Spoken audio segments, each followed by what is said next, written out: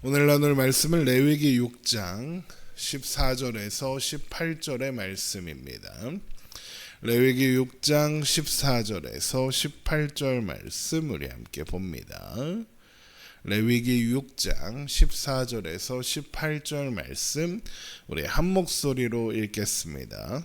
소재의 규례는 이러하니라. 아론의 자손은 그것을 제단 앞 여호와 앞에 들이되 그 소재의 고운 가루 한 움큼과 기름과 소재물 위에 유향을 다 가져다가 기념물로 제단 위에서 불살라 여호와 앞에 향기로운 냄새가 되게 하고 그 나머지는 아론과 그의 자손이 먹되 누룩을 넣지 말고 거룩한 곳 회막들에서 먹을지니라. 그것에 누룩을 넣어 굽지 말라. 이는 나의 화제물 중에서 내가 그들에게 주어 그들의 소득이 되게 하는 것이니라. 속죄제와 속건제 같이 지극히 거룩한즉 아론 자손의 남자는 모두 이를 먹을지니 이는 여호와의 화제물 중에서 대대로 그들의 영원한 소득이 됨이라. 이를 만지는 자마다 거룩하리라. 아멘. 레위기가 6장 8절부터 다루고 있는 내용은 제사장들이 백성들이 회막으로 가져온 예물로 어떤 절차를 통해서 제사를 진행하고 또 그 예물을 어떻게 다루어야 하는가에 대한 내용입니다. 첫 번째로 다룬 것이 번제의 규례였고 그 내용 중에 가장 중요한 것은 하나님의 임재와 백성들의 예배를 상징하는 번제단의 불을 꺼지지 않게 해야 한다는 것이었죠. 그 내용에 이어서 번제의 규례에 이어서 나오는 오늘 본문의 내용은 소제의 규례입니다. 레위기 6장 14절입니다. 소제의 규례는 이러하니라. 아론의 자손은 그것을 제단 앞 여호와 앞에 들이되. 사실 소제의 규례는 이미 레위기 2장에서 살펴본 적이 있습니다. 그래서 오늘 본문에 나오는 소제의 규례는 2장이 설명하고 있는 소제의 규례와 그 내용이 거의 비슷합니다. 레위기 6장 15절입니다. 그 소재의 고운 가루 한 움큼과 기름과 소재물 위에 유향을 다 가져다가 기념물로 제단 위에서 불살라 여호와 앞에 향기로운 냄새가 되게 하고입니다. 먼저 소제는 곡물을 제물로 삼아서 드리는 제사로 예물로 드려진 곡물의 일부를 기념물로 삼아 기름과 유향을 더하여 태우고 남은 것은 제사장 몫으로 돌리게 되어 있습니다. 우리 레위기 2장 한번 가보겠습니다. 레위기 2장 10절입니다. 소제물에 남은 것은 아론과 그의 아들들에게 돌릴지니 이는 여호와의 화제물 중에 지극히 거룩한 것이니라. 이렇게 되어 있죠. 다만 오늘 본문이 레위기 6장 오늘 본문이 2장과 다른 것은 제사장 몫으로 돌려진 소제물을 제사장들이 어떻게 다루어야 하는지에 대한 내용이 추가되어 있다. 이렇게 생각하면 되겠습니다. 소제물을 다룰 때 주의해야 하는 첫 번째 규례는 제사장들이 소제물을 먹을 때에는 누룩을 넣지 않아야 한다는 것이고, 두 번째는 소제물을 거룩한 곳인 회막들에서 먹어야 한다는 겁니다. 레위기 6장 16절입니다. 그 나머지는 아론과 그의 자손이 먹되 누룩을 넣지 말고 거룩한 곳 회막들에서 먹을지니라. 먼저 누룩을 넣지 말라라고 하시는 것은 레위기 2장을 살펴보면서도 말씀드렸던 것처럼 인위적인 첨가물을 넣지 말라라는 의미입니다. 이것은 소제에 담긴 고백, 나의 하나님이 나의 하나님, 나의 왕이 되시고 나는 하나님의 백성이 되었다는 고백의 원인이 사람에게는 없다라는 의미라고 했습니다. 이스라엘 백성들이 하나님의 백성이 된 것은 하나님께서 그들을 부르셨기 때문입니다. 그들의 자격이 있어서, 그들에게 그럴 만한 이유가 있어서 하나님은 그들을 출애굽시키지 않으셨습니다. 하나님이 그들을 먼저 기억하셨고 먼저 부르셨습니다. 모든 일이 하나님의 은혜로 시작되고 하나님의 은혜로 완성되어 가는 일이라는 것이죠. 마찬가지로 하나님이 우리를 하나님의 백성으로 삼으셨기 때문에 우리는 하나님의 백성이 되었고 하나님의 백성으로 만들어져 가고 있는 겁니다. 소제는 바로 이것을 기억하고 고백하는 제사라고 레위기 2장을 살펴보면서 확인했었습니다. 그렇기 때문에 인간의 노력과 수고, 공로를 상징하는 인위적인 첨가물을 넣지 말라 하시는 겁니다. 또한 제사장들이 소제물을 회막들에서 먹는다라는 것은 제사장들이 속죄제를 드린 회막들에서 속죄 제물의 고기를 먹음으로써 예배자에게 하나님께서 그 제사를 그 예배를 받으셨다는 확증이 되게 하신 것과 같은 맥락이라고 할 수 있습니다. 예배자가 드린 소제가 하나님께 연락되었음을 제사장들이 그 자리에서 먹음으로써 보여주는 행동인 거죠. 자, 그런데 이렇게 드려진 소제물 중 일부는 태워 하나님께 바치고 나머지는 제사장들에게 돌려져 제사장들의 소득이 된다 합니다. 레위기 6장 17절입니다. 그것에 누룩을 넣어 굽지 말라. 이는 나의 화제물 중에서 내가 그들에게 주어 그들의 소득이 되게 하는 것이라. 속죄제와 속건제 같이 지극히 거룩한지요. 하지만 그렇다고 해서 제사장에게 돌려진 소제물, 그러니까 제사장들의 소득으로 돌려지는 소제물을 마음대로 해도 된다, 이런 의미는 아닙니다. 제사장 몫으로 돌려졌다 하더라도 소제물은 계속 소제물로 하나님 앞에 드려진 상태로 있는 겁니다.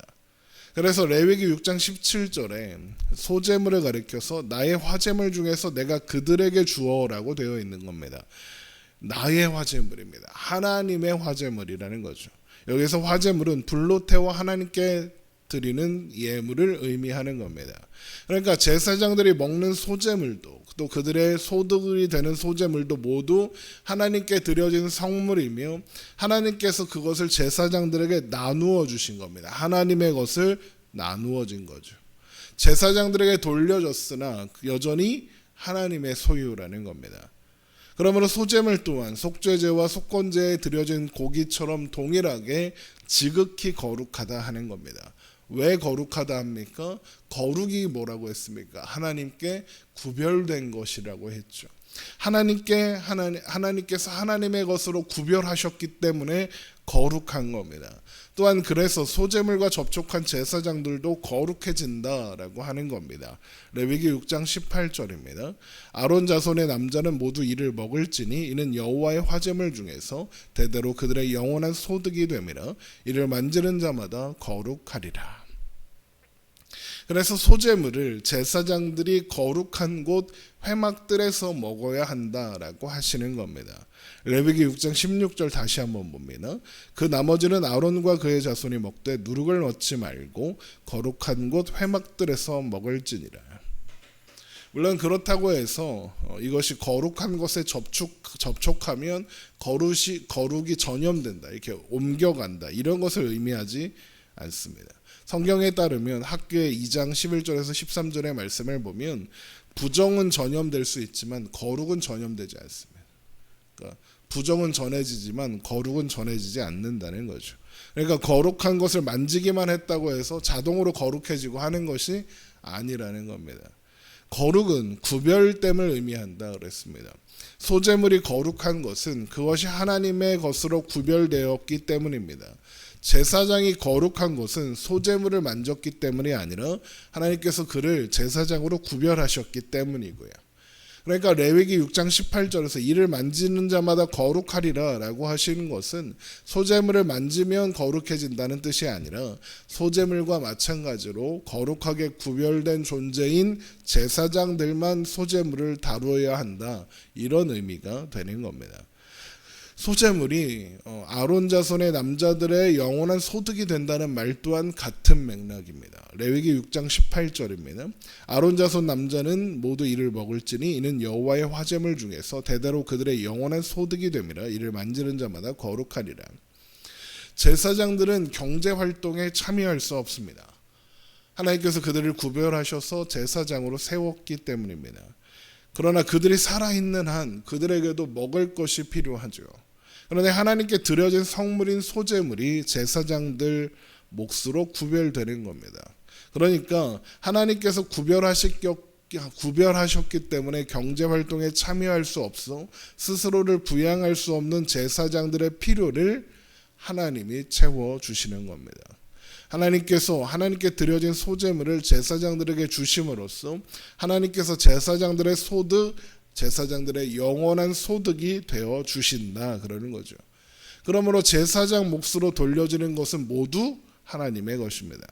백성들이 드리는 것은 모두 하나님께 드려진 성물이고 제사장의 소유가 아닙니다. 그러므로 제사장들은 개인의 이득을 위해서 제사장의 지위를 이용하거나 부적절한 행동을 하면 안 되고, 또 경제적인 이득을 위해서 제사장의 책무를 소홀히 여겨서도 안 되는 겁니다.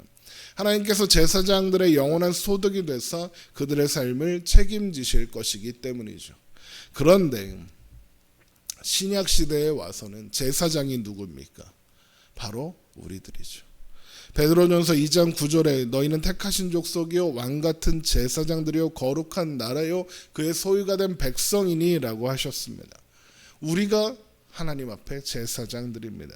그런데 레위기 6장 오늘 본문에서 제사장들의 영원한 소득이 돼서 그들의 삶을 책임지시는 분이 누구라고 하십니까? 하나님이시라고 합니다. 그러면 택하신 족속, 왕같은 제사장, 거룩한 나라, 하나님의 소유가 된 백성된 신자들의 영원한 소득이 되시고 그 삶을 책임지시는 분 또한 누구라는 겁니까? 하나님이라는 거죠. 그래서 예수님께서 마태복음 6장 31절 이하에 이렇게 말씀하시는 겁니다. 그러므로 염려하여 이르기를 무엇을 입을까, 무엇을 먹을까, 무엇을 마실까, 무엇을 입을까 하지 말라. 이는 다 이방인들이 구하는 것이라.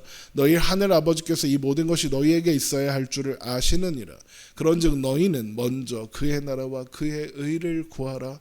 그리하면 이 모든 것을 너희에게 더하시리라.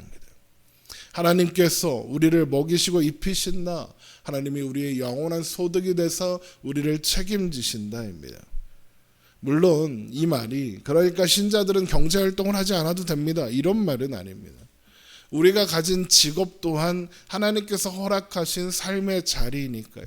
그 또한 하나님이 주신 기업인 겁니다. 우리는 우리에게 주어진 삶의 자리인 직장이나 학교나 가정이나 이웃들과의 관계 속에서 모두 하나님께서 줄로 재어진 아름다운 구역, 아름다운 기업인 것을 알고 그 자리에서 믿음으로 살아가는 겁니다. 그 삶의 자리를 책임져 주시고 인도하시는 분이 하나님이신 줄 알고 사는 겁니다. 그 모든 삶의 자리를 채우시고 인도하시는 하나님이 나와 함께 하신다는 그 사실을 인식함으로, 또 하나님께서 우리의 오늘을 책임지고 계신다는 사실을 기억함으로 오늘 우리에게 일어나는 일들에 대하여 일희일비하지 않으며 하나님을 신뢰하고 의지함으로 살아가면 되는 겁니다. 이렇게 우리는 소재의 규례에서 소재물이 하나님께 드려지고 나머지는 제사장들에게 돌려지는 것을 통해서 하나님께서 그분의 백성들의 삶을 책임지신다는 것, 하나님께서 그분의 백성들의 기업이 되어주신다는 것을 확인하는 겁니다. 하나님이 우리 하나님이십니다. 하나님이 우리의 쓸 것을 아시고 우리의 염려를 아십니다. 하나님께서 우리의 오늘을 지키십니다. 이 사실로 인하여 여러분 평안하며 안심하며 감사함으로 오늘도 평안 가운데 살아가는 우리가 되기를 주님의 이름으로 축원합니다. 기도하겠습니다.